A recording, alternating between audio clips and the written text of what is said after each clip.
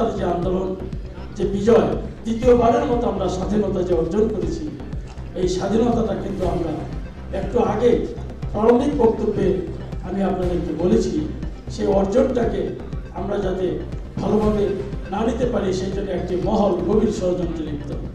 এই ষড়যন্ত্রকারীদের সম্পর্কে আমাদের সজাগ থাকতে হবে।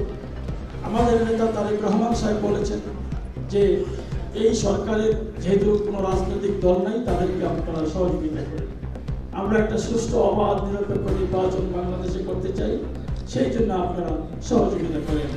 আমাদের জাকির ভাই বলেছেন 31 দফা রাষ্ট্র কাঠামো, যে কথাটি বলে আমি আরম্ভ করতে চেয়েছিলাম, যে তারা বলেছেন এই সরকারকে আমরা যতই সহযোগিতা করি না কেন, সংস্কারের নামে কোনো কোনো উপদেষ্টা বলেন যে আমরা সংস্কার করে তারপরে। আরে ভাই, সংস্কার কিসের? সংস্কার করার আপনাকে দিয়েছি ইলেকশন করার জন্য। আপনি ইলেকশন করেন, ইলেকশনের দায়িত্ব পালন করেন। শাহাবুদ্দিন সাহেব যেটা 30 দিনে 90 দিনে করেছেন, 4 মাসে আপনারা একটা ওই আওয়ামী লীগের যে বেতনটা যেগুলি যেখানে বসে আছে তাদেরকে সরাইতে পারেননি। আপনারা কি সংস্কার করবেন? সংস্কার বিএনপির জনগণ, বিএনপি ক্ষমতায় এসে আমরা যে প্রয়োজনীয় সংস্কার সেটা আমরা করব। এবং আমাদের 31 দফা যে রাষ্ট্র মেরামতের 31 দফা, সেই দফার ভিতরে প্রতিটি ক্ষেত্রে স্বাস্থ্য, শিক্ষা, যোগাযোগ, প্রশাসন, বিদ্যুৎ, এমন কোনো সেক্টর নাই যেখানে সংস্কারের কথা উল্লেখ। এবং আমাদের নেতা বলেছেন 2 বারের বেশি কেউ প্রধানমন্ত্রী হতে পারবে না। এই যে একটি সাহসী বক্তব্য তারেক রহমান সাহেবের, এই বক্তব্য তো আপনারা দিতে পারবেন না, সেটা উনি দিয়েছেন। যারা রাজনীতিতে এসে মানুষকে সেবা দিতে এসেছে, মানুষের কাছ থেকে কিছু নেওয়ার জন্য আসেন এবং তাদের দ্বারা যেই সংগঠন হবে সেই সংগঠন হবে চাঁদাবাজ মুক্ত। কোনো রকমের চাঁদার বিনিময়ে সাংগঠনিক পদ পদবি হবে না। আমি আমার এলাকায় বলেছি, কেউ যদি কোনো টাকার বিনিময়ে কেউ যদি কোনো পদ নেন, এই ধরনের কোনো রিপোর্ট পাওয়া হয়, তাহলে সেই কমিটি থাকবে না। আমাদের নেতারা নির্দেশিত। তাই আজকে 31 দফা রাষ্ট্র কাঠামোর সংস্কারের কথা যেহেতু বলা আছে, আপনারা নির্বাচন দিন। আমরা ইনশাল্লাহ নির্বাচনে বিএনপি অংশগ্রহণ করবে।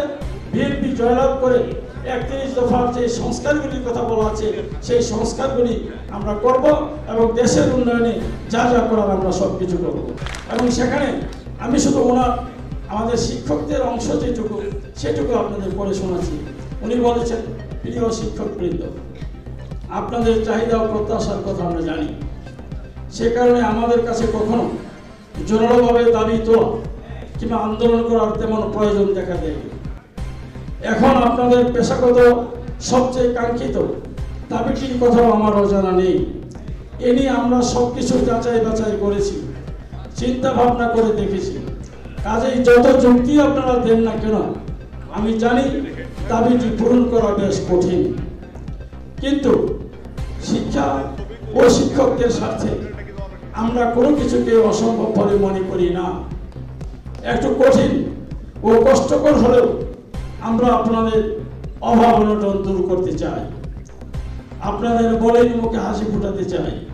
সেই অঙ্গীকার থেকে আজ আমি আপনাদের এই মহতী সম্মেলনে ঘোষণা করছি যে আগামীতে জনগণের সমর্থনে সরকার গঠন করতে পারলে আমরা এমপিওভুক্ত সকল বেসরকারি শিক্ষা প্রতিষ্ঠানের সকল শিক্ষক কর্মচারীদের চাকরি জাতীয়করণ করব। এই বক্তব্য কার?